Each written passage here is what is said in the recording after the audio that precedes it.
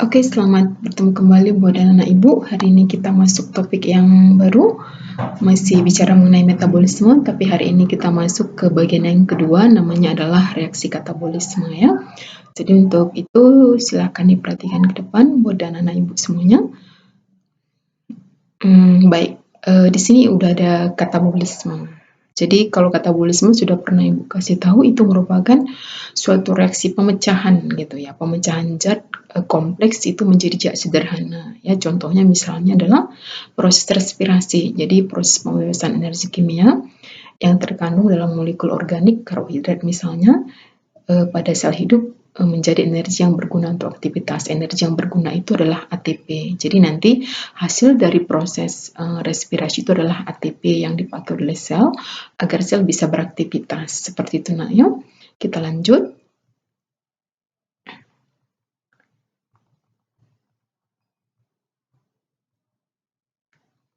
Oke. Dalam proses katabolisme tadi ya, itu dia nanti secara mengglobal itu bisa kita bagikan atas 3 tahap di sana. Ya, tahap pertama itulah tahap pemecahan bahan bakar seperti kayak karbohidrat, dipecah itu nanti menjadi peramen-peramen yang lebih sederhana dan plus dia akan menghasilkan yang namanya CO2 seperti kita bernapas. Baru yang kedua adalah transfer hidrogen. Nah, jadi pada proses katabolisme akan terjadi pemindahan hidrogen ya. Nah, proses pembebasan energi dari bahan bakar. Jadi pemecahan karbohidrat ini nanti itu akan diikuti oleh adanya proses pemindahan hidrogen gitu. Nah, yang ketiga adalah itu transfer energi. Jadi perpindahan energi. Seperti apa maksudnya? Nanti perpindahan energi itu misalnya ini ada suatu fosfat mengikat nanti adenosin difosfat sehingga terbentuk adenosin trifosfat, atau mungkin sebaliknya ATP itu nanti akan dipecah menghasilkan ADP tambah dengan fosfat plus dengan energi seperti itu. Nah, jadi terjadi perpindahan energi dari monofosfat menjadi difosfat menjadi trifosfat, atau nanti sebaliknya seperti itu ya. Nah, itu dia. Nah, kita lanjut ke bagian berikutnya. Nah, di sini contoh tadi reaksi katabolisme itu kan ada respirasi. Jadi respirasi itu kalau kita lihat itu termasuk ada secara aerob, ada secara anaerob. Jadi kalau dia secara aerob, inilah dia ada beberapa tahapannya secara garis besar. Ya, sebelum nanti kita jelaskan gitu. Jadi ada pertama tahap glikolisis ya. Jadi kalau dikatakan respirasi aerob itu merupakan proses pemecahan senyawa organik menjadi senyawa anorganik gitu kan. Itu tanpa dengan menggunakan oksigen kalau aerob. Tapi kalau anaerob itu dia nanti tanpa menggunakan oksigen seperti itu. Nah, jadi kalau misalnya kita lihat di sini misalnya ya, yang pemecahan zat tadi yang menggunakan oksigen itu ada 4 tahap ya. Ada secara glikolisis, secara garis besarnya nanti glukosa yang ada dalam tubuh kita itu akan ditambah dengan 2 adenosin difosfat ditambah dengan fosfat ditambah dengan NAD, itu nanti akan berubah menjadi asam piruvat. Atau glikolisis itu lebih simpelnya pengubahan glukosa menjadi asam piruvat ditambah nanti 2 NADH, 2 ATP, yaitu dihasilkan pada waktu glikolisis ya. Nah, yang berikutnya adalah tahap dekarboksilasi oksidatif. Jadi kalau dekarboksilasi oksidatif ini asam piruvat dari glikolisis tadi itu akan dipecah nanti ya. Asam piruvat itu akan dirombak ya menjadi asetil koenzim A. Jadi asam piruvat bereaksi dengan koenzim A dan NADH itu akan menghasilkan asetil koenzim A ditambah dengan 2 NADH ditambah dengan 2 CO2. Jadi dia hasilnya di sini ada 3 ya, sama seperti yang di atas tapi produknya berbeda. Kalau yang ketiga itu adalah namanya Daur-Krebs. Nah, jadi kalau Daur-Krebs ini nanti itu adalah merupakan proses nanti perombakan ya, atau pengubahan nanti asetil koenzim A ini itu nanti menjadi yang namanya CO2 NADH, FADH plus dengan ATP gitu. Nah, jadi pada waktu Daur-Krebs nanti bahan yang dipakai itulah berasal dari produk dekarboksilasi oksidatif, namanya lah asetil koenzim A gitu ya. Nah, baru setelah itu nanti transfer elektron. Kalau transfer elektron ini energi yang dihasilkan dari glikolisis, dekarboksilasi oksidatif, dan Doer Krebs itu nanti akan dirombak menjadi ATP itu melalui proses yang namanya transport elektron. Dengan adanya proses pemindahan elektron, maka nanti dari situ akan dihasilkan energi itulah nanti dipakai untuk memecah NADH menjadi ATP. Plus dengan elektron itu juga nanti akan dipakai untuk oksigen bisa mengikat hidrogen sehingga terbentuk nanti air. Makanya waktu kita bernafas kita mengeluarkan uap air namanya H2O gitu ya. Jadi secara kesimpulannya ini glukosa C6H12O6 ya ditambah dengan 6CO2 ya itu akan menghasilkan 6CO2 ditambah dengan O2 bukan CO2 ya waktu kita bernapas itu akan menghasilkan CO2 ditambah dengan H2O plus dengan energi tadi karena katabolisme kan proses pemecahan senyawa komplit menghasilkan energi jumlahnya adalah 38 ATP itu untuk satu molekul glukosa gitu ya. Jadi makanya kalau kita bernafas kita mengeluarkan CO2 pernapasan kita secara aerob kita memasukkan oksigen dan kita mengeluarkan CO2 plus dengan uap air dan sel tubuh kita itu menghasilkan energi untuk dia bisa beraktivitas seperti itu. Jadi inilah CO2 yang kita buang, inilah H2O yang kita buang, inilah ATP yang dipakai oleh sel tubuh kita untuk bisa beraktivitas gitu ya. Jadi ini secara singkatnya tahapan proses respirasi secara aerob di dalam sel tubuh kita, itu terutama di dalam mitokondria. Nah, kita lanjut.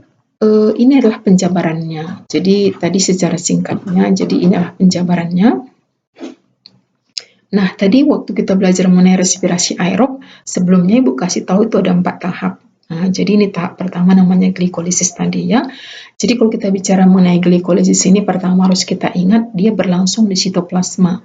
Jadi di sel itu tapi dalam sitoplasma ingat. Sel itu ada sitoplasmanya, ada organel selnya, ada nukleusnya di dalam gitu kan.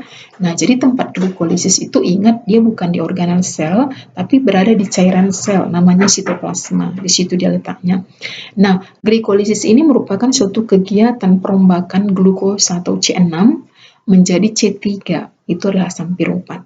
Ya, nanti dia untuk perombakan C6 menjadi C3 ini atau asam piruvat itu memerlukan 2 ATP, membutuhkan 2 ATP dan menghasilkan 2 ATP gitu. Sebenarnya yang dihasilkan ya istilah hasilkannya nanti 4, tapi karena udah dibuang 2 tinggal 2 lah nanti hasilnya. Makanya di sini dia nanti menghasilkan 2 ATP gitu ya. Nah, menghasilkan 2 molekul asam piruvat C3 tadi gitu ya.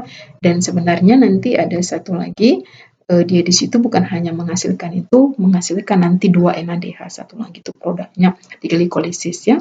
Nah, jadi kalau kita lihat dia seperti apa prosesnya itu ada sini skemanya bisa anak-anak Ibu lihat ya. Nah, ini adalah glukosa ya. C6. Glukosa C6, karbon C6 gitu, C6 karbonnya. Jadi ini nanti glukosa ini itu akan dirombak menjadi glukosa 6 fosfat. Nah, ini glukosa 6 fosfat. Nah, jadi di mana nanti di sini dia glukosa ini akan mengalami proses yang namanya fosforilasi sehingga nanti di sini dilepaskan ATP itu akan dirombak menjadi ADP plus dengan fosfat. Fosfat itu nanti itulah yang akan berikatan dengan glukosa sehingga terbentuk nanti glukosa glukosa 6 fosfat tadi. Nah, jadi itu melalui proses suatu reaksi namanya fosforilasi. Nanti glukosa 6 fosfat ini itu dia akan dipecah. Jadi dipecah dia ini menjadi ada namanya tadi kan atom karbonnya 6C6. Ini dipecah menjadi 2, jadi masing-masing nanti C3. Jadi atom karbonnya 3 gitu, C3. Jadi menghasilkan fosfat dengan atom karbon 3. Nah, ini sudah dua-dua kiri kanannya. Jadi ini udah bulat-bulatnya 3, berarti atom karbonnya 3 gitu ya. Nah, nanti setelah fosfat yang memiliki 3 atom karbon ini ya, gula fosfat dengan 3 atom karbon ini itu nanti akan dirombak menjadi asam piruvat sama sebelah kiri kanan itu dengan proses yang namanya di sana nanti terjadi proses pembentukan. Nah, jadi ketika berubah menjadi asam piruvat terjadi proses pembentukan yang namanya adalah NADH. Jadi sebelah Ini sebelah kiri terjadi pembentukan NADH, sebelah kanan juga terjadi pembentukan NADH, plus dengan terjadi juga nanti di sini adalah pengikatan yang namanya fosfat. Jadi ADP berikatan dengan fosfat menghasilkan ATP, sama juga sebelah kiri. Jadi ini satu NADH dihasilkan, di sini satu NADH berarti 2 NADH, ini satu ATP berarti 2 ATP. Nah, ini dihasilkan 2 ATP, tapi nanti untuk proses glikolisis ini dia memerlukan 2 ATP gitu. Jadi di sini dia ada 2 ATP yang dihasilkan, tapi juga nanti dia akan mengeluarkan yang namanya untuk reaksi ini membutuhkan yang namanya adalah 2 ATP seperti itu ya. Yang berikutnya bisa kita lihatkan nanti di sini. Ini dia secara skema lebih besar lagi ya. Nah, ini ada glikolisis ya. Proses glikolisis diawali oleh glukosa ya. Glukosa itu mengalami glikolisis. Ini C-nya atom karbon 6. Ini makanya bulat B-nya ada 6, 1 2 3 4 5 6. Glukosa itu akan menerima satu atom fosfat dengan melalui proses pemecahan ATP menjadi ADP, sehingga nanti terbentuk glukosa 6 fosfat. Jadi glukosa berubah menjadi glukosa 6 fosfat. Nanti glukosa 6 fosfat ini itu dia akan berubah menjadi fruktosa 6 fosfat. Nah, jadi akan terbentuk fruktosa 6 fosfat yang dibantu oleh suatu enzim namanya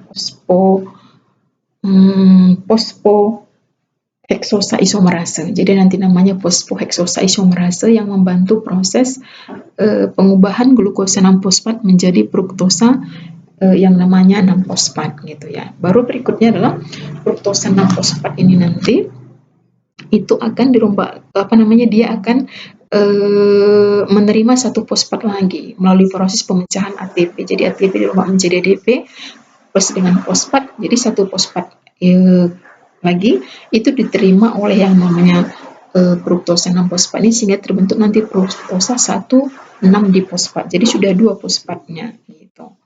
Nah, jadi terjadi pengubahan ATP menjadi ADP tambah dengan fosfat, adenosin difosfat ditambah dengan fosfat, itulah nanti terbentuk fruktosa 1,6 fosfat. Nah, yang berikutnya nanti di sini adalah fruktosa 1,6 difosfat ini tadi, 1,6 difosfat ini itu akan dirombak menjadi dipecah. Nah, dipecah dia gitu ya. Jadi dipecah menjadi di sini direduksi aseton fosfat dan fosfoglyceraldehid atau pegal gitu ya, PGAL. Nah, jadi direduksi aseton ini dan fosfoglyceraldehid ini itu nanti akan dirombak menjadi 1,13 difosfat ya, dengan cara yang namanya di sini adalah terjadi proses penerimaan satu fosfat. Nah, jadi terjadi penerimaan satu fosfat di sini diberikan satu fosfat ke dihidroksi aseton fosfat ini, sehingga terbentuk nanti 1,3 difosfogliserat gitu. Jadi sama dengan sebelah kiri, jadi yang menerima satu fosfat plus dengan itu nanti terjadi yang namanya pengubahan daripada NADH. NADH itu akan menerima ion hidrogen plus dengan elektron sehingga terbentuk nanti NADH. Nah, jadi pada waktu perombakan dihidroksi aseton fosfat menjadi 1,3 difosfogliserat itu akan terjadi yang namanya di sini NADH positif akan menerima elektron plus dengan hidrogen membentuk NADH, sama dengan sebelah sini juga. Jadi NADH positif akan menerima hidrogen plus dengan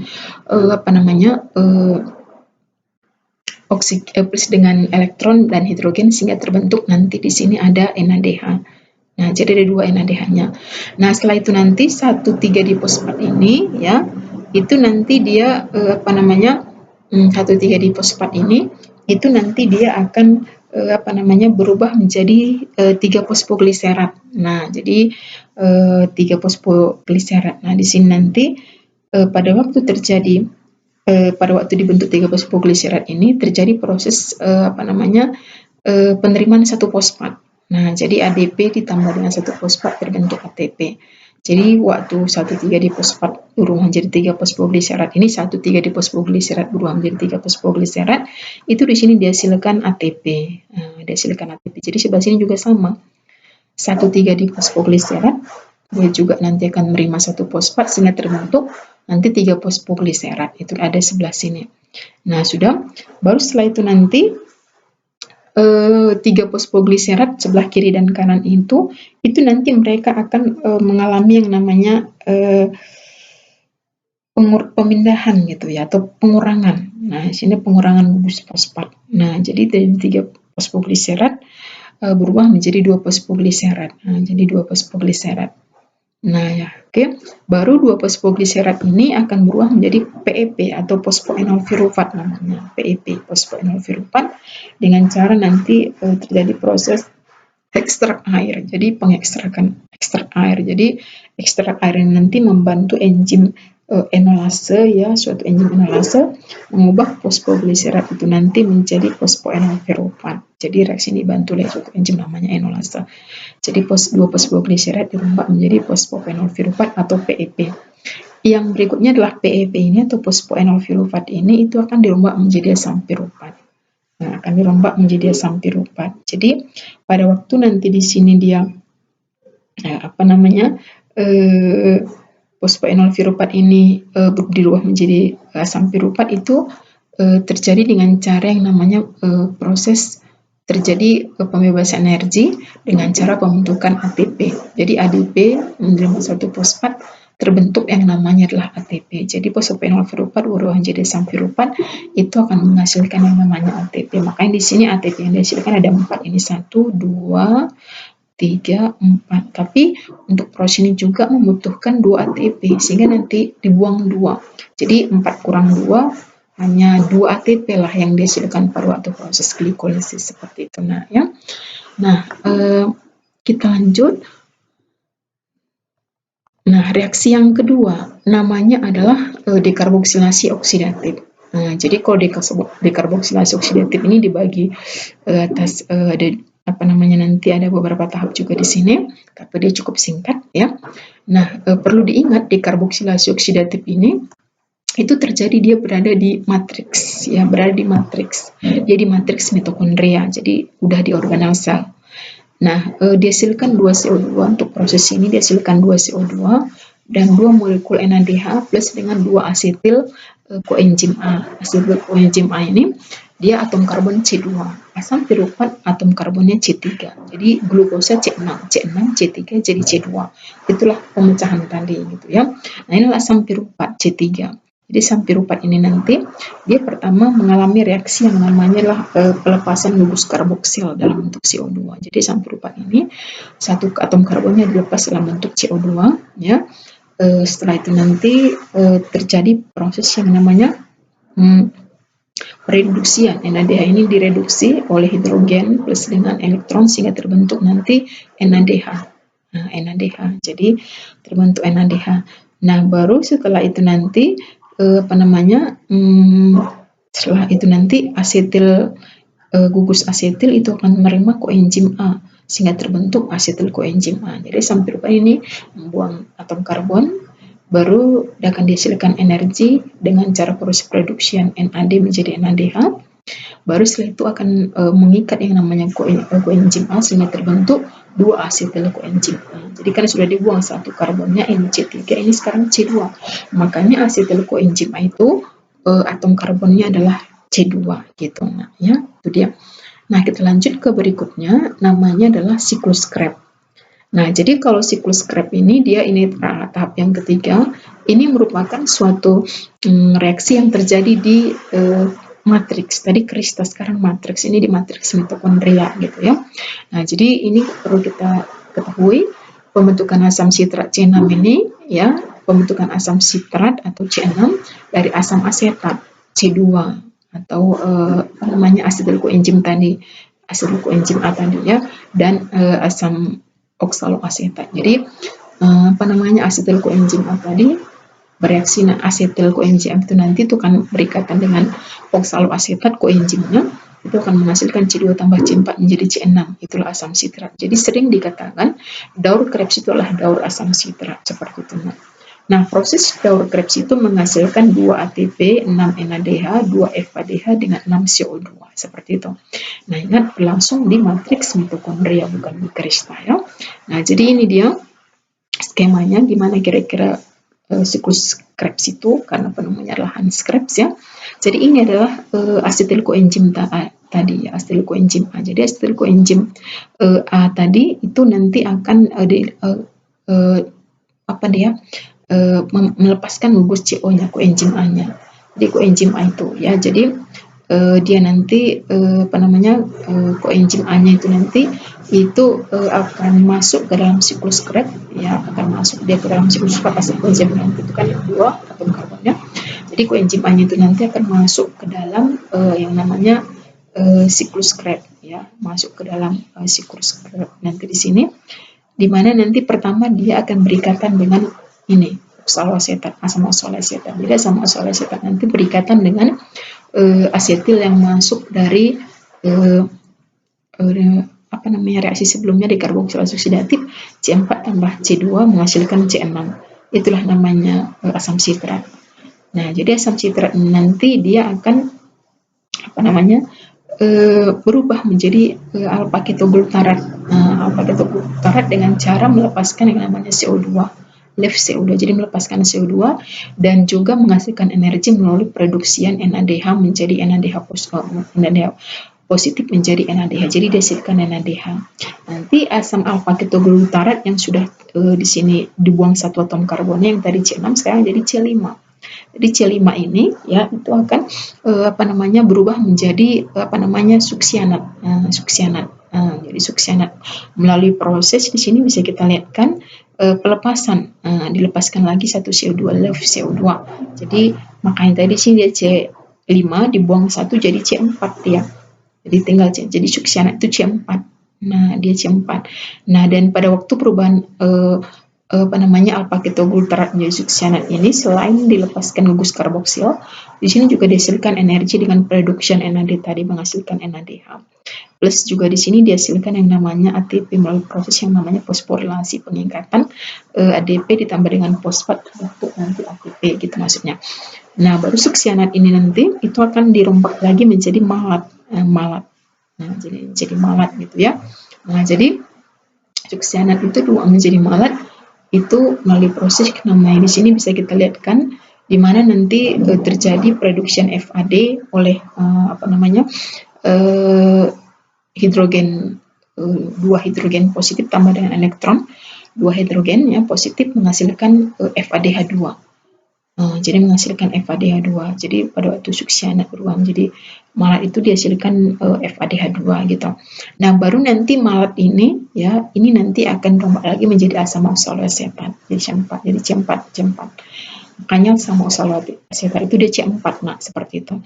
Jadi nanti di sini bisa dilihatkan di sini adalah waktu malat berubah menjadi oksaloasetat itu juga dilepas menghasilkan energi.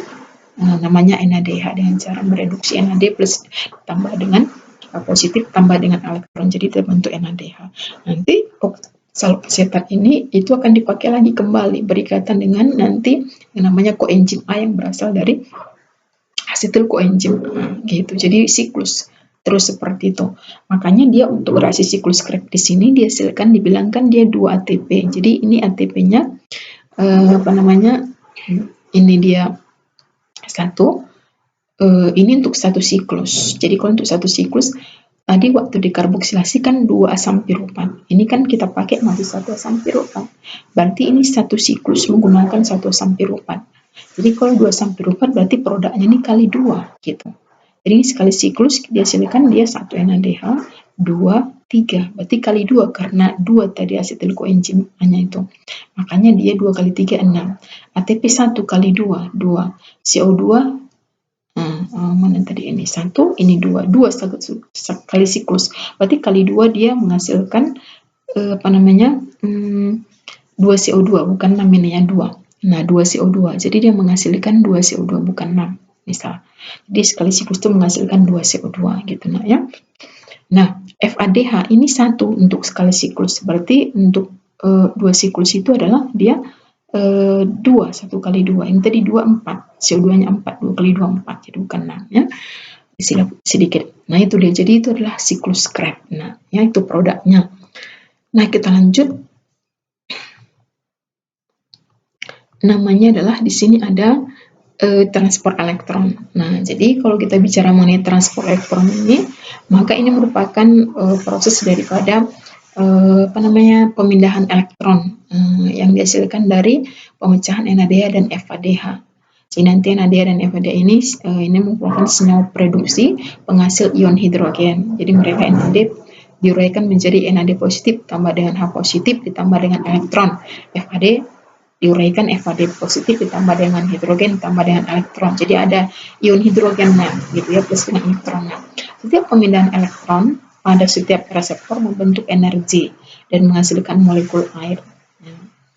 Nanti elektron itu membantu pengikatan hidrogen dan oksigen, pengikatan hidrogen oleh oksigen sehingga terbentuk air gitu maksudnya.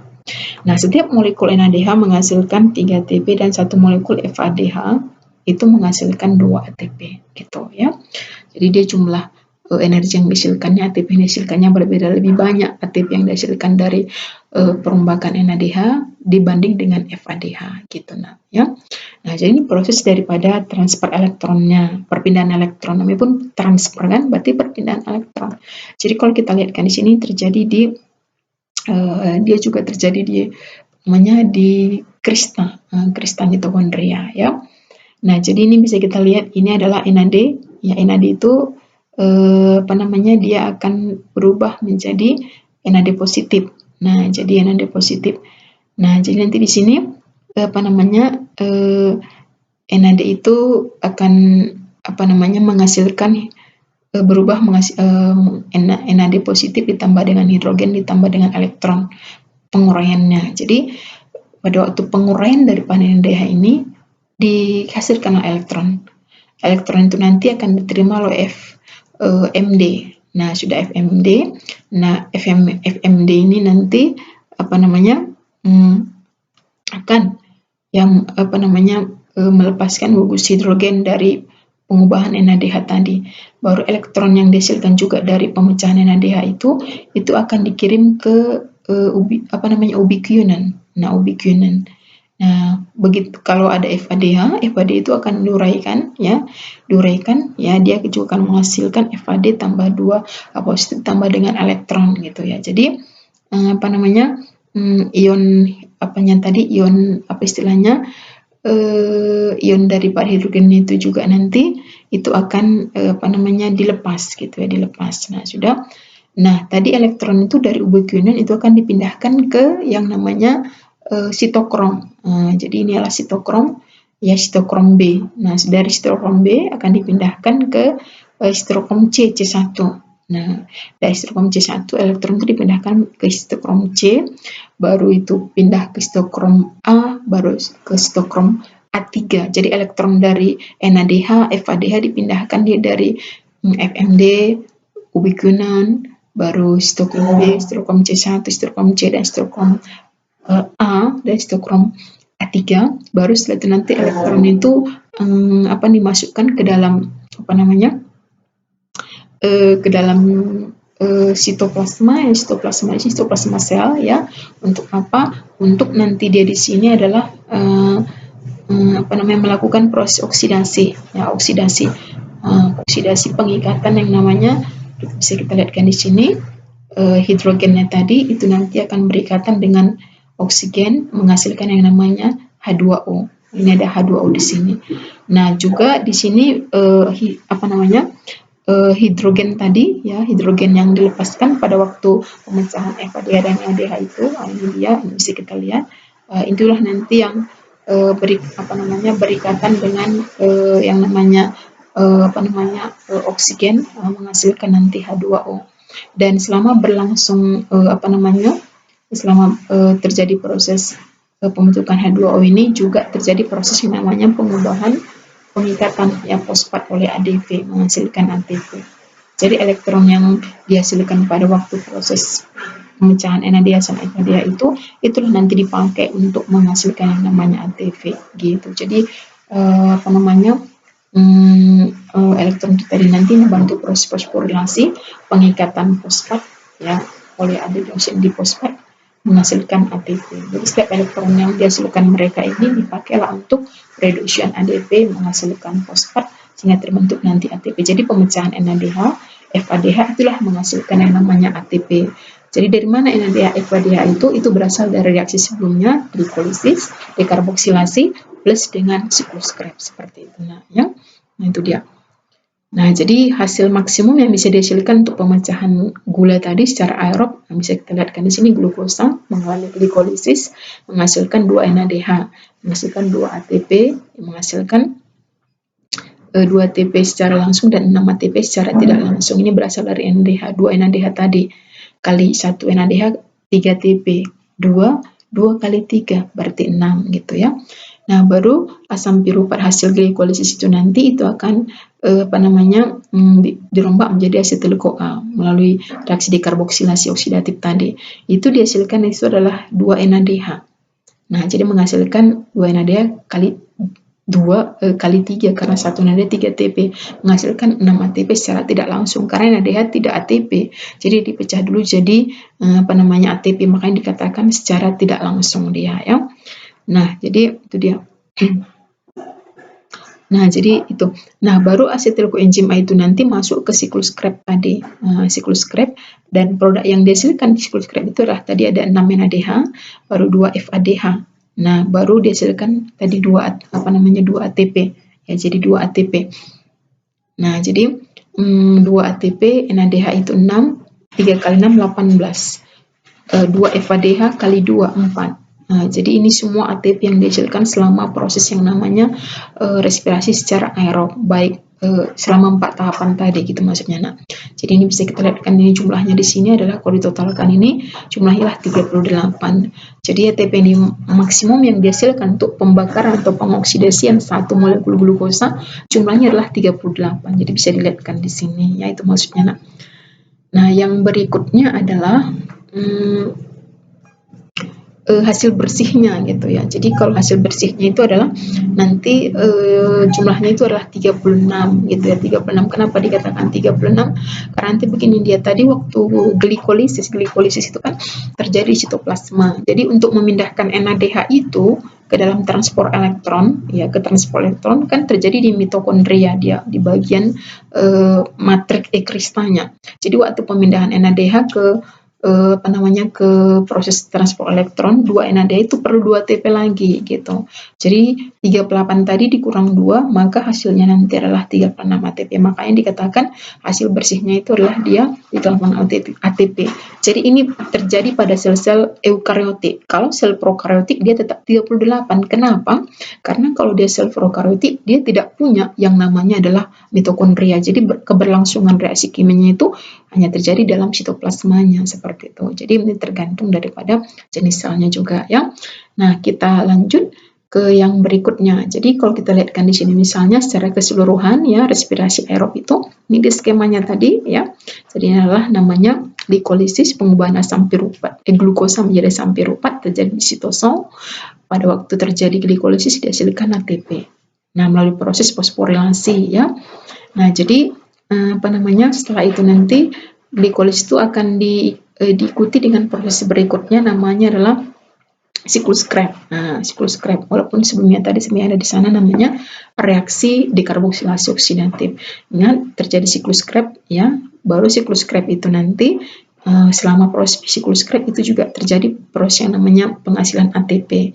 Nah, jadi siklus Krebs ini nanti dilanjutkan dengan proses yang namanya transport elektron ya. Jadi transport elektron di sini itu merupakan terjadi juga antiproses yang namanya di sana fosforilasi. Fosforilasi itu pembentukan ATP di sini, di mana nanti FADH dan NADH itulah yang akan dirombak ya sehingga membentuk yang namanya ATP nanti di sini. Nah, ini elektron glikolisis ini nanti dia kan menghasilkan NADH. Nah, NADH juga nanti ujung-ujungnya akan dikirim ke proses transport elektron. FADH, NADH dari siklus Krebs juga ujung-ujungnya akan dikirim ke transport elektron supaya nanti energi yang belum dalam bentuk ATP ini bisa dirombak menjadi ATP seperti itu. Nah, jadi inilah dia skema singkatnya proses tahapan respirasi secara aerob. yang kita pelajari tadi ya. Nah, kita lanjut ke yang berikutnya, sedikit lagi di sini. Nah, ini adalah namanya respirasi secara anaerob ya. Nah, jadi kalau dikatakan anaerob, ini adalah merupakan proses katabolisme yang terjadi dalam sel, di mana dia nanti di sini dia tidak memerlukan yang namanya glukosa. Artinya tidak. Jadi tidak memerlukan yang namanya adalah glukosa, seperti itu anaerob ya. Nah, jadi bisa kita lihatkan di sini, ini glukosa dirombak menjadi asam piruvat, itu tadi menghasilkan 2 ATP ya, memerlukan 2 ATP. Nah, baru di sini dia nanti asam piruvat ini bisa dilanjutkan dia secara aerob, bisa secara anaerob. Nah, kalau dia secara anaerob respiration ya, itu nanti dia tidak menggunakan oksigen. Yang kalau aerob dia menggunakan oksigen. Kalau dia anaerob dia non oksigen, berarti tidak menggunakan oksigen. Jadi sebelah sini dia. Atau sering kita sebut namanya fermentasi gitu. Jadi pemecahan senyawa kompleks menjadi senyawa sederhana tanpa oksigen itu namanya fermentasi. Nah, jadi kalau misalnya kita lihatkan di sini nanti ya, ini di alkohol, fermentasi itu dia ada fermentasi alkohol dan fermentasi asam laktat. Jadi nanti fermentasi alkohol itu akan menghasilkan CO2 juga. Nah, kalau di fermentasi asam laktat nanti menghasilkan asam laktat seperti itu. Nah, ini terjadi di sel-sel tumbuhan, di ragi kalau fermentasi alkohol. Kalau fermentasi asam laktat itu di sel-sel otak manusia boleh ya. Nah, kita lanjut pemecahannya tadi. Nah, jadi di sini dia ada namanya adalah kita kenal fermentasi asam laktat. Yang pertama tadi. Jadi kalau fermentasi asam laktat ini, kalau bisa kita lihatkan di sini dia terjadi di sel hewan ya, atau di otot manusia juga bisa ya. Nah, hasilnya berupa senyawa asam laktat, jumlah energinya sedikit berkisar 2 ATP ya. Nah, jadi ini molekul glukosa yang ada dalam tubuh kita ya, itu nanti akan dirombak menjadi asam piruvat C3, C6 jadi C3. Itu nanti asam piruvat itu akan dirombak lagi menjadi molekul yang namanya adalah asam laktat ya, atom C3 juga yang menghasilkan asam laktat dan asam laktat C3 ya, dan juga menghasilkan anti ATP ini tadi 2 molekul ya, 2 molekul ATP. Jadi jauh berbeda. Kalau tadi secara respirasi aerob dia 38 atau 36 ATP. Jadi perbedaannya sangat berbeda. Nah, yang berikutnya adalah fermentasi alkohol. Jadi kalau fermentasi alkohol ini, nah ini bisa kita lihat dia adalah bahan yang diperlukan untuk fermentasi ini nanti adalah perlu juga yang namanya glukosa. Nah, ini glukosa ya. Jadi glukosa itu misalnya kalau fermentasi alkohol, misalnya ada pembuatan tape gitu, tape, sake atau bir gitu. Nah, itu namanya fermentasi alkohol ya. Jadi glukosa yang berada pada ubi misalnya kalau melakukan pembuatan tape, itu akan berubah nanti menjadi etanol C2H5OH ditambah dengan CO2 ditambah dengan 2 ATP. Jadi mereka sama-sama menghasilkan 2 ATP fermentasi alkohol dan fermentasi asam laktat ya. Nah, energi yang dihasilkan kecil dan juga menghasilkan racun. Racun itu maksudnya adalah alkoholnya tadi gitu ya. Dimana racun alkohol itu nanti semakin lama semakin tinggi kadarnya, sehingga itu akan membunuh mikroorganisme yang melakukan proses fermentasi tersebut gitu. Nah, jadi kalau kita lihat di sini skemanya, glukosa yang berasal dari ubi tadi kalau fermentasi pembuatan tape misalnya gitu ya, itu dia akan dirubah menjadi asam piruvat ya, glukosa tape, glukosa ubi itu dirubah jadi asam piruvat ya. Baru dirombak menjadi asetaldehid C2 ya. Baru asetaldehid ini nanti akan dirombak menjadi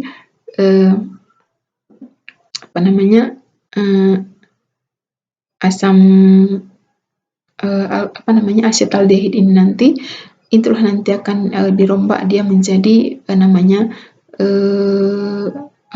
menghasilkan pada waktu pemecahan daripada asetaldehid itu nanti itulah yang akan dirombak lagi menghasilkan yang namanya ATP, dipecah lagi menghasilkan 2 molekul ATP seperti itu. Jadi fermentasi alkohol dan fermentasi asam laktat itu sama-sama menghasilkan yang namanya adalah 2 ATP gitu. Cuman bahannya berbeda. Kalau dia tempatnya juga berbeda seperti itu. Yang melakukan juga berbeda, tapi hasil akhirnya ada kesamaan, sama-sama menghasilkan yang namanya ATP seperti itu. Nah, jadi perbandingan antara respirasi aerob dan anaerob bisa kita lihatkan di sini ya. Ini dia adalah glikolisis ya, proses glikolisis tadi bahannya glukosa. Glukosa menghasilkan asam pirufat. Pirufat itu nanti melalui respirasi seluler akan masuk dia ke dalam mitokondria ya, terjadi proses siklus asam sitrat ya. Kalau dia proses glikolisis itu terjadi di sitosol ya, sitosol.